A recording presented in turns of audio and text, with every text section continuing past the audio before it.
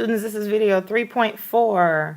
The unit title is Stop Motion Animation, and the objective is I can identify circumcenters and orthocenters and use their properties to solve problems.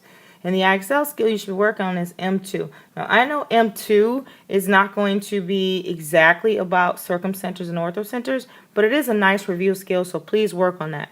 All right, let's go, flippers. All right, so before we talk about circumcenters and orthocenters, which we've kind of talked about before, we need to talk about what perpendicular bisectors are. In the IXL skill that you've been working on, you've been working with perpendicular bisectors. So here's a perpendicular bisector, CD. And it's a perpendicular bisector because it creates a line segment that is perpendicular to the segment that it intersects. And when it does that, it also splits the segment into two equal pieces. Therefore, AD is congruent to segment DB. And you can see that right in the picture. You can also see that angle CDA and angle CDB are both right angles. We create a triangle, which you can see in the picture here, which you should actually draw. You see that we have a perpendicular bisector of the triangle. Now, when this happens, we get something specifically special, and let's talk about that. A perpendicular bisector of a triangle is a segment that is perpendicular to the side opposite at its midpoint. So here we have a picture where we've created a perpendicular bisector of a triangle. And this is a statement that's true, and you should be writing this down. It says if, so that's going to be line PM, so here's line PM, is perpendicular to segment AB, and MA is congruent to MB, then if we draw in PA and we draw in PB, they'll be congruent. Okay? Now this is not something that we stated before, but this is something that's true. And this is only true for a perpendicular bisector of a triangle, not medians. Okay? And we've been working with medians for a while, but this is not true for medians. If we were to draw in all the perpendicular bisectors of a triangle, so this triangle here, this is one perpendicular bisector, but it has another one from A to PB, and it has another one from B to PA. If we were to draw in all three, we would be creating the circumcenter, which is the point of concurrency, where these three perpendicular bisectors meet. Okay?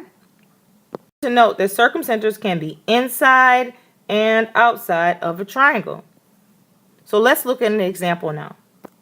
Here's an example of a triangle with the circumcenter. The circumcenter here is P. Remember, the circumcenter is created when you have three perpendicular bisectors. So let's identify the three perpendicular bisectors in the picture. Here's one, and that would be PX.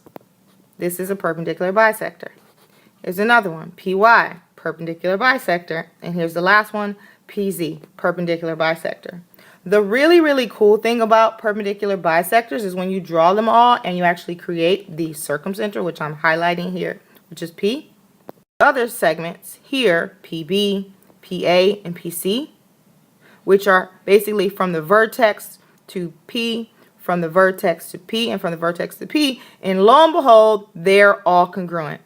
That PA is congruent to PB, which is congruent to PC. What I'm going to talk about is the orthocenter. And we've talked about this in class, and this is going to be our point of concurrency of altitudes. Remember, if you have a triangle, and let's look at the acute triangle here, and you have three altitudes, here's 1, here's 2, here's 3, and they intersect at a point, let's label it in blue. That's going to be called the orthocenter. For the right triangle, remember that we have three altitudes where two of them are the legs.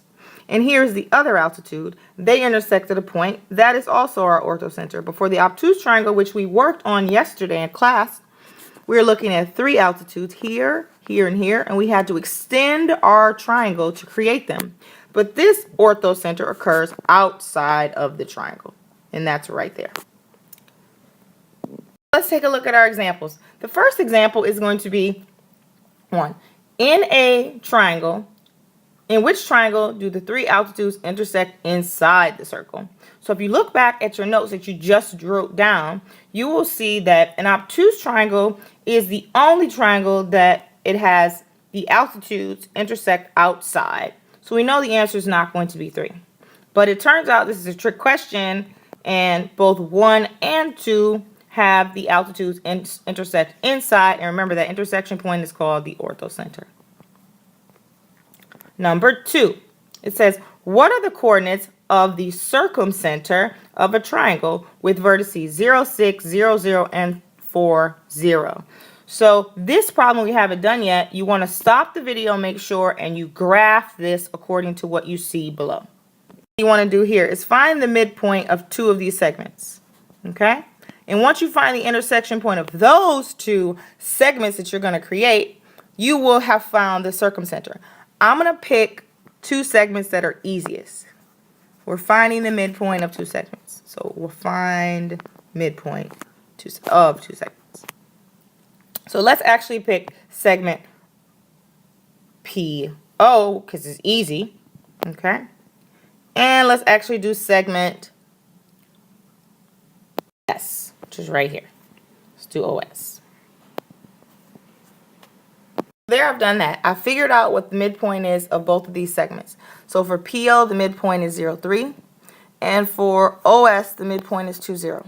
So now, because I'm looking for, remember, I'm looking for the circumcenter. And the circumcenter is the intersection of 3 perpendicular bisectors, right? So I'm looking for what segment is perpendicular to this segment that cuts it into 2 equal pieces. Well, you can see right away that now this segment here from P to the midpoint is going to be equal to this segment from the midpoint to O. The same thing down here at the bottom. From 0 to the midpoint is equal to the midpoint to 4. So if I were to draw in lines, which I'm going to do right now, these lines here are going to be perpendicular and they're bisecting that segment. I'm going to do another one here. This line is perpendicular and it's bisecting the segment. And lo and behold, look, they intersect here at this point, which is going to give us our circumcenter. Now, I know I didn't do the other one, but you could do it if you wanted to. You would get the same result. All you really need is 2. We're now to the secret hot question, and you guessed it, is one of those circumcenter questions. So it says, what are the coordinates of the circumcenter of the triangle with vertices A, 2, 7, B, 10, 7, and C, zoom in a little bit, 10, 3. Okay, make sure you do it the way I showed you. Your Excel skill is M2. See you later.